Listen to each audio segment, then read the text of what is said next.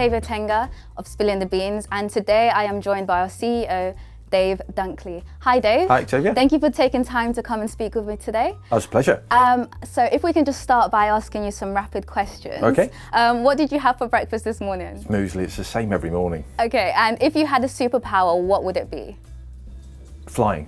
Flying, Yeah. Okay. What would you be doing if it wasn't audit? Professional sports person. Thank you so much. Now that we've got you warmed up, can we go over to the chairs? Okay. All right.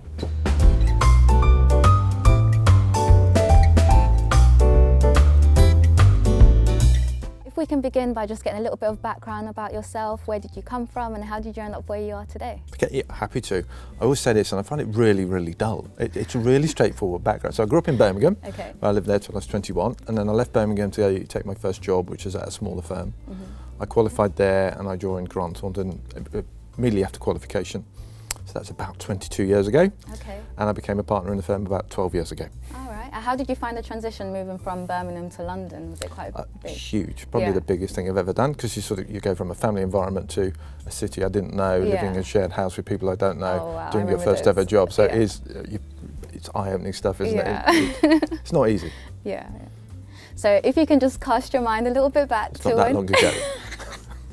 back to when you were training, is there any sort of tips that you would give to a trainee that's maybe going through some challenges right now? It can be quite tough, like doing exams and working for the first time. Have you got any tips for them? I guess there's two tips I often say to people. One is be curious and one is back yourself. So if I talk about be curious, we want people to be really interested in their own development, really interested in what the client's doing, but really interested in what the firm's doing. We put a lot of information out about the firm. I expect people, the trainees, to know that, because actually it's really enriching and make your career more interesting. But that ongoing development in yourself is great when you're training and beyond. Yeah. And the back yourself, I think, is really, really important. If you look back, we've all worked really hard to get wherever you are. You worked really hard, and that has resulted in success. And it's probably success you didn't contemplate when you started. I didn't realise I could be CEO.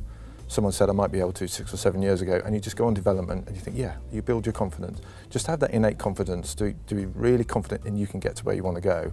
I think that will really help trainees. I like that. Yeah, that's nice. So one challenge that I had personally when I was training, and I'm sure a lot of people have had this as well, is just learning to manage your time between things that you like doing outside of work and work as well. So how did you manage your time? My wife would probably say I managed it really badly. But I think there's an element you've got to be selfish. Okay. So there's only so many hours in the day, and I've had to work out when I'm best at doing what. So I'm best at doing work first thing in the morning. Yeah, same. When I get home from work, I find it really difficult to switch the laptop on. But it's quite easy to go for a run then, because it's less sort of mentally stressful. Yeah. It's actually mentally really, really refreshing. So I'll work really early. I won't work that late at night, and I'll go and exercise. But that's a routine that works for me. So find something that works for you, but be selfish about it. Okay. We've all got different pressures of friends and family, but actually you need a bit of time for yourself. It's a really difficult thing we all do. And for me, my time for myself is going running. I've got a family of 3 kids. They're quite demanding in terms of drive me here, drive me there, and you want to be a full part of that, but I need to look after me. Good point. So we have some questions which people have submitted. It's a bit of a question jar. Yeah. So we're just going to pick out some questions from there. If I can get the question jar, please. Thanks, Eric. Okay, so I'm just going to shuffle that around. And we're just going to get some answers from you on these questions. So, first question, what do you like to do as an extracurricular activity? So I guess I've got three things that really occupy me outside of work. One is my family. I've got a family of 3 kids. Yep. One of them just come through GCSE, so they're different pressures, and they've grown up quite a lot now, but they still need quite a lot of time, and I love spending time with them. I love keeping fit. I did a PE degree at Loughborough, and one of the things I've taken from there was one of my lecturers said to me, if you're too busy to be fit, you're too busy. So I keep myself fit, and then I love music. You'll see me walking around to work, in work, I'll have my headphones on. Nice. I may not be on the call, I may be listening to music cheekily, and we've had people knowing, but I love going to concerts. Alicia, my wife, and I love going to concerts together. So that's the thing that we've grown up doing. Who's your favourite musician? This year, I've managed to see Foles twice, and I think they're fantastic. Nice. Nice. Okay, so our next question is, what did you do to celebrate passing your exams? Do you know, that's a really tricky one. It's really tricky because I did my exams with my girlfriend and she failed. So it was probably one of the most miserable days I had because I'd passed and she hadn't. So I didn't really get to celebrate.